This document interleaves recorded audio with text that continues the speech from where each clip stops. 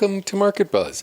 I'm Greg Schnell, the Canadian technician and host of the Market Buzz. Each show we do a deep dive into different industries using weekly charts to see what is happening on a long timeline.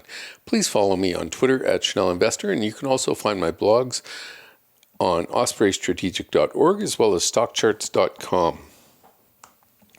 So, the real question we keep running up against is, when do you start to sell strength and buy weakness? And by that I mean, last year energy stocks were the great outperformer all the way into, let's say, the spring or late May, and then all of a sudden they started to roll down, and they made another rally in the fall, and then they've been sliding for 6 months.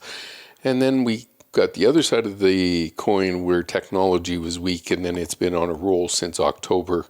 And when will we roll out of that? So it's a never-ending quest to try and own strength while it's strong. And it's amazing how hard it is to get in early and how hard it is to get out early. It's just kind of the way it works. You end up either guessing at market tops, or you just don't get as big a rally depending on your timeline. And I'll explain that in a second. So what I want to cover off today is SPX rolls back inside the trading range. And when we look at the markets, what we want to focus on is just the way the price action is going, and clearly it's been going higher. And then after I get through kind of the current market situation, I'll break into why relative strength is so difficult to deliver. So if you have any questions, you can always email me, info@ospreystrategic.org. Conversely, if there's anything on our website that you'd like to try out, take advantage of our 1-month trial offer for just $7. And we had some trade recommendations just go out today that look like a pretty good setup, even if the market was to be more difficult. So with that, thank you as always for watching. Let's jump into the charts. Okay, so what I want to talk, first of all, let's just go get my S&P chart. So this is a picture of the S&P 500, and one of the things to really hone in on here is just how often your index breaks out to a new high and then rolls over. And then here we have another example of breaking out to a new high and rolls over. And then here we tested resistance perfectly and failed. Here we broke out, pulled back, nothing.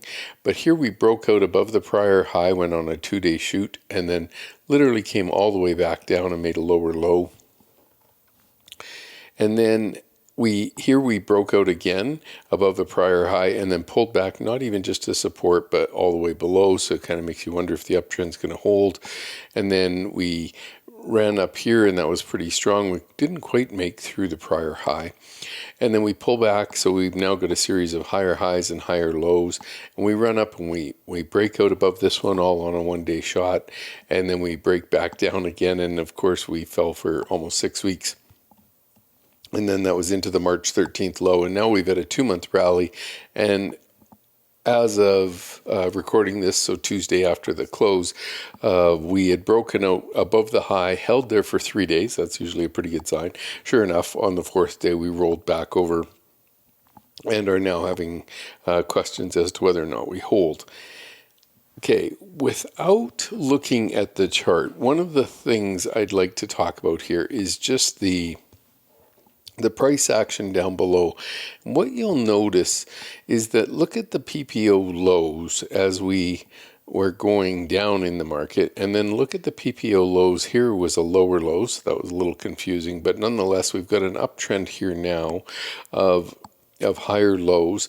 And so the real question is, can we hold that, and do we end up staying above zero like when we were in the bull market, or do we start to lose our strength? And what I'm talking about is, here when we were in the bear market part of it, we were making lower lows and for the most part lower highs. This one was slightly higher than the prior one, but this was lower, a little bit higher, lower. And so we had this trend of weakness showing up. And then literally we spurred a big rally in August, which was different than anything we had seen, so perhaps suggesting a trend change. But we came all the way back down, made new lows, And now what you see here is we've got a declining series of highs again.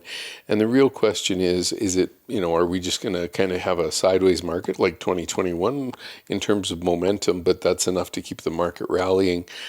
Or do we start making lower lows here?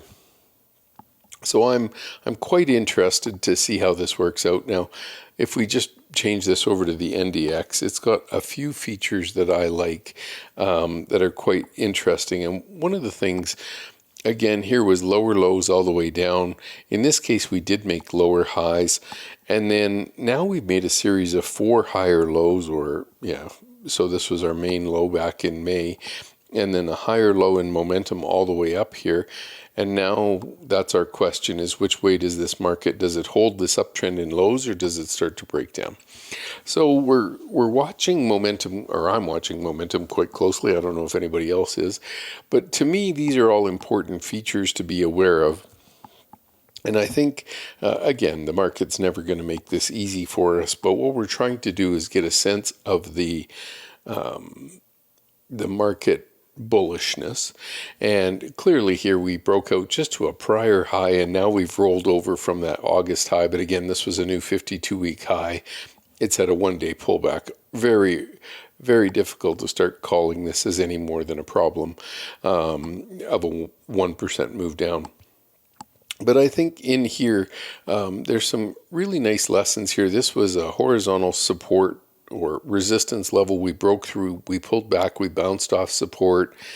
Here we broke out to a new high. We got up, we pulled back down to support again, and now we've run up. So if we were to pull back down to support, would it just be to this level, or would it be back down here to say the April high and start to work up from there? So all good questions for us, but without question, the NASDAQ's been very resilient. I'm always leery of failed breakouts like I just showed you on the S&P 500. So the next thing I want to talk about is just going and looking at some relative strength examples. And so Joe Terranova, who is on the Fast Money show in the evenings, or sometimes the halftime show, one of the things I think is interesting is he calls this the U.S. Quality Momentum ETF.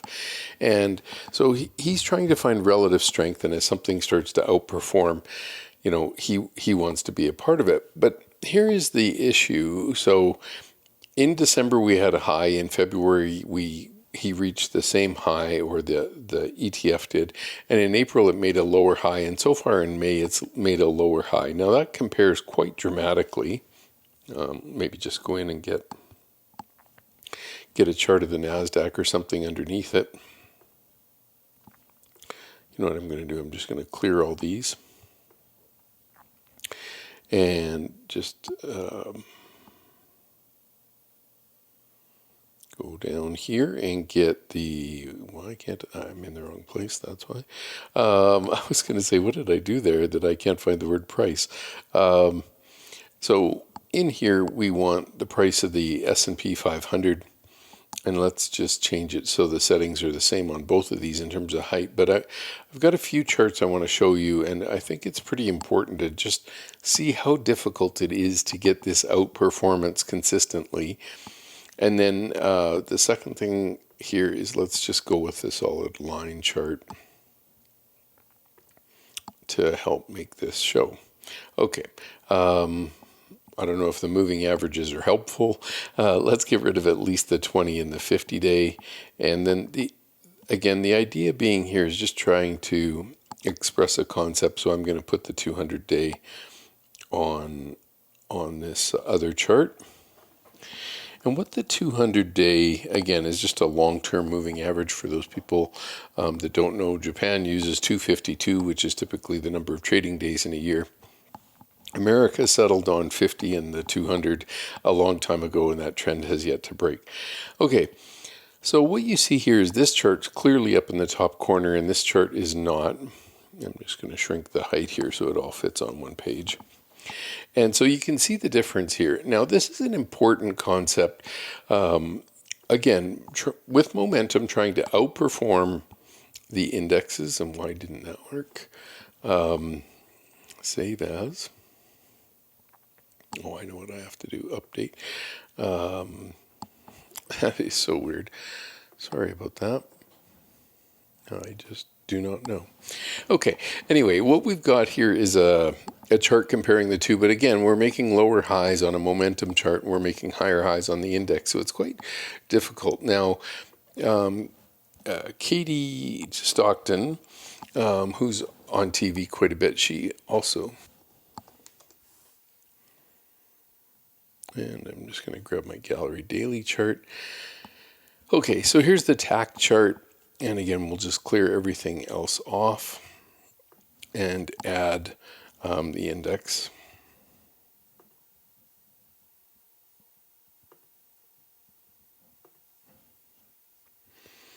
Okay, and a few other things. Let's clear those lines. Maybe we'll just go with none. And we'll also go with the...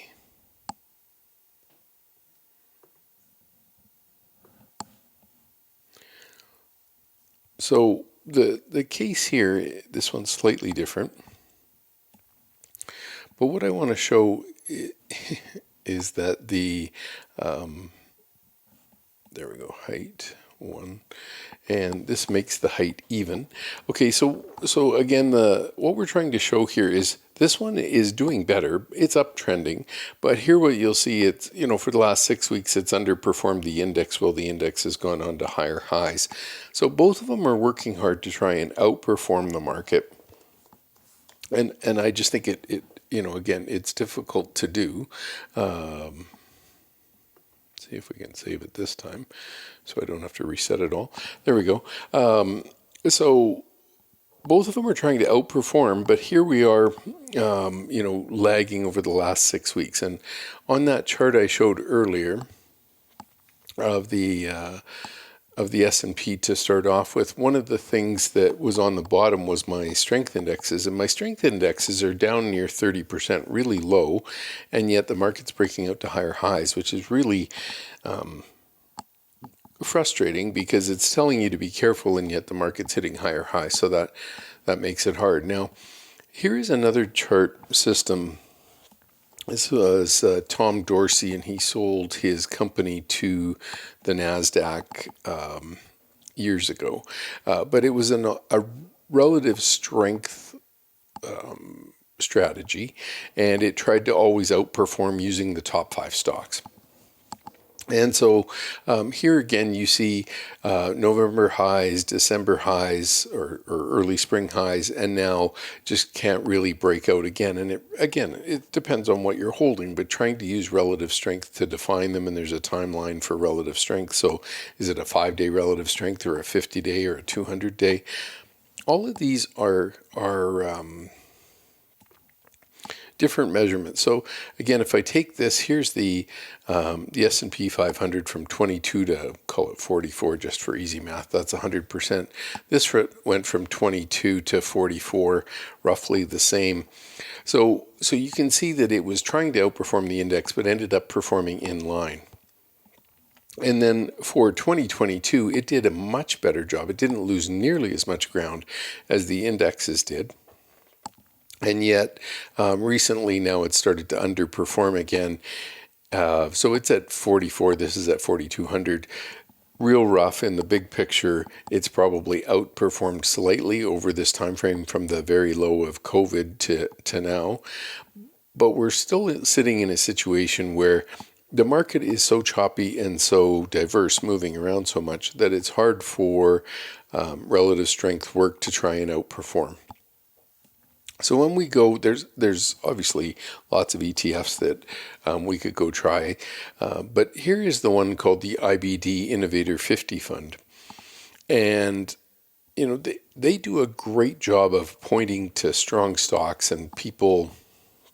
There are some really good investors that have been able to use the IBD system and find some great stocks. Now, this is only taking the top 50 stocks, I think. But looking at this trend, it looks pretty strong, right? From 24 to, call it $50. So 100% gain from 2020. But look at the loss category. We're below the COVID lows with this Innovator strategy of trying to buy leading stocks. So really goes to show how hard it is to structure your trading plan to outperform just the basic of the indexes. So one of the advantages to the index is that, as an example, it has defensives in it. So while the Innovator 50 fund was getting bombed out, much like ARC funds were, because some of the components in the S&P 500 are defensive in nature, whatever utilities or banks or consumer product companies like Procter & Gamble, you're going to end up having some defensive component that actually holds it higher in a downtrend.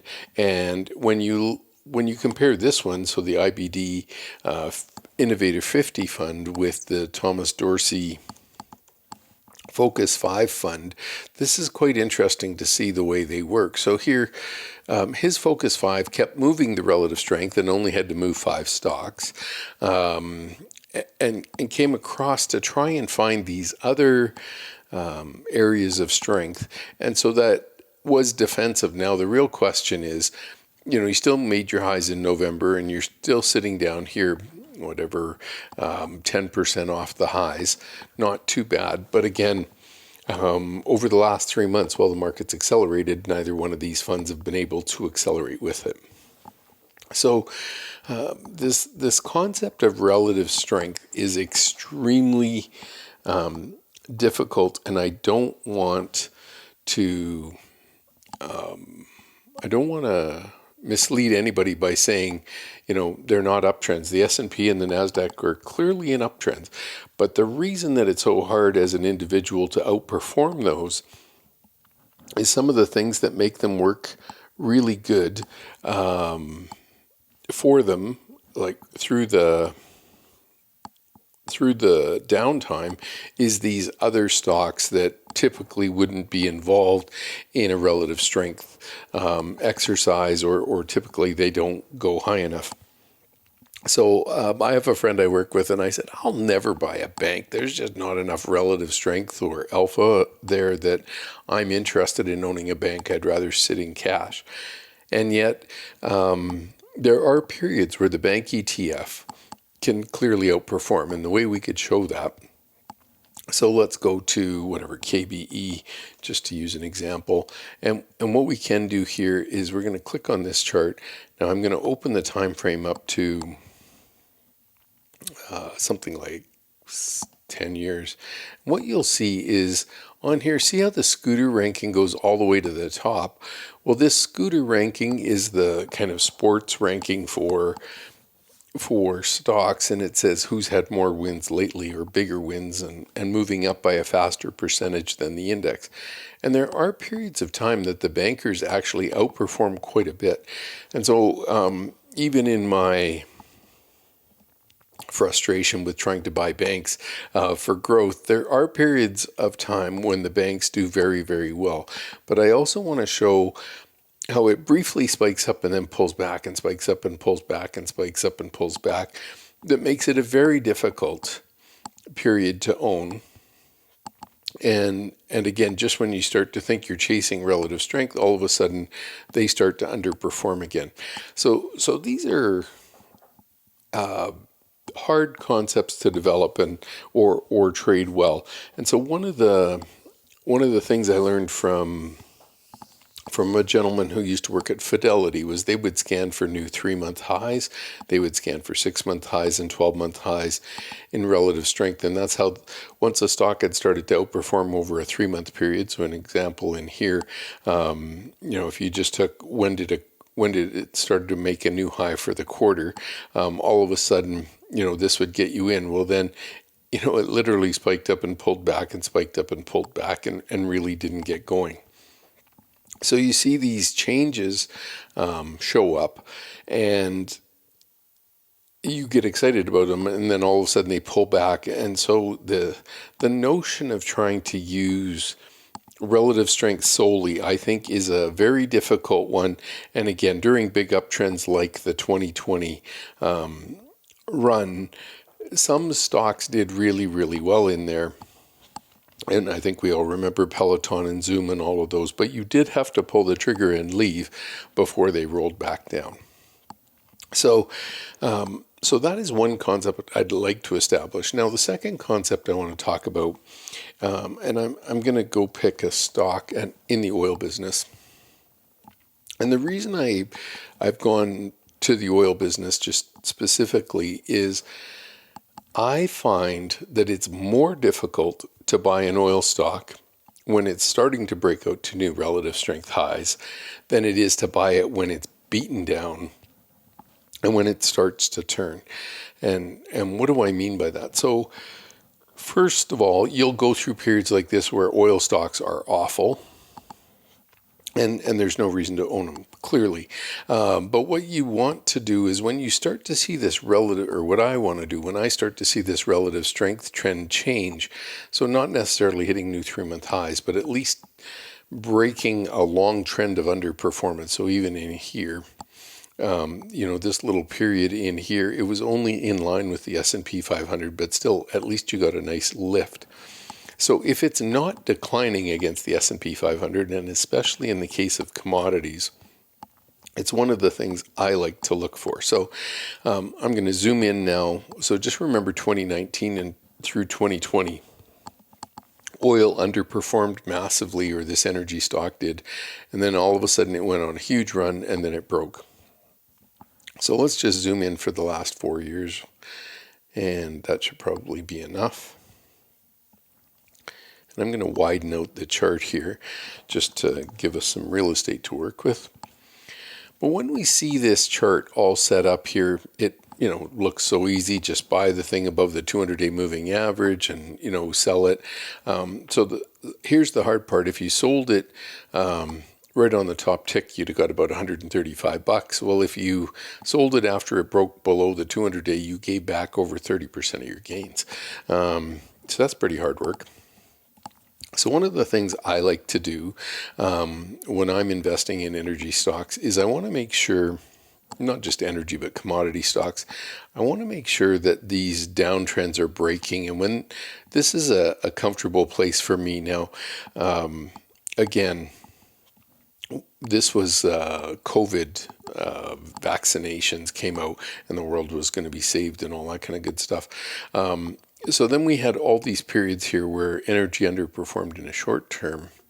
But what happened on each one of these started a very nice rally where you see some pretty good runs in the stock. And then we had a really big relative strength uptrend, even if we want to draw it in here somehow like that.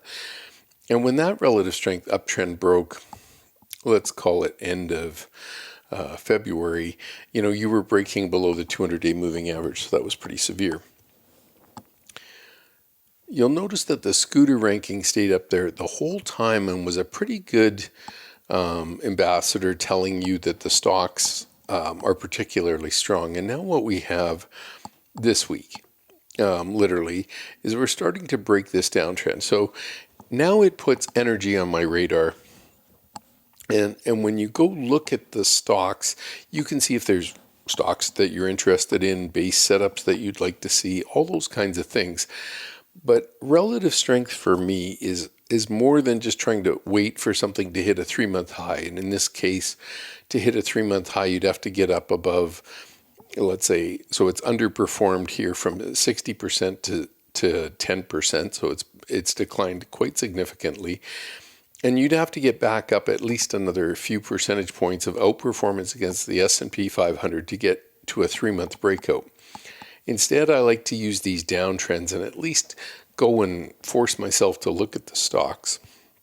And then the other thing I will say is in the big picture, for commodities in general, I like when they get to really washed out levels. And unlike trying to buy tech stocks that are breaking out to new 52-week highs or whatever, I want to buy oil relatively close to the base it's building, because the price of oil will oscillate between $75 and $120 and $75 and $90 and $55 and $140 or whatever. It's going to go in a range. So what I need to do is own the oil stocks while that's working for me and get out of them while that's working against me. And I think the hardest thing for most people to do is treat these energy stocks or commodity stocks or cyclical stocks differently than they treat things like these big growth stocks. So the point of today's discussion was, first of all, this relative strength business is really hard. Okay, it's really, really hard to do well and outperform a lot. If you're starting a big bull market, these early phases, this is kind of the best place to get on board. And you can make some real money if you can find some of the biggest growth names. Again, in this case, they're trying to use 50, and in this the Focused 5 fund, they're trying to only find 5 stocks. But when you look across that, how hard is that to just find the top 5 stocks and outperform significantly and then not hold them too long and all that kind of stuff?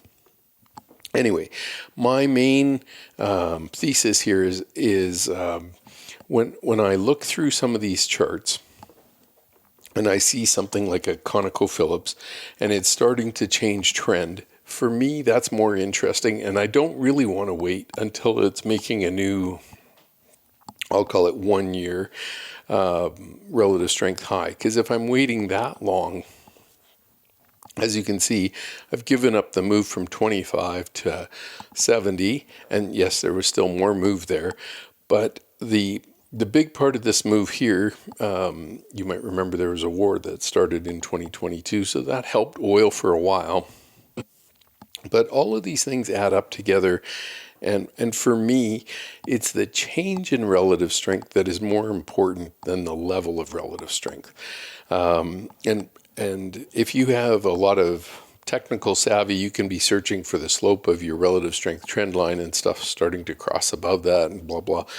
I don't have that, but what we do see is it commonly shows up through different types of scans, and then when we start to go look at stocks, we start to see them break out through new levels.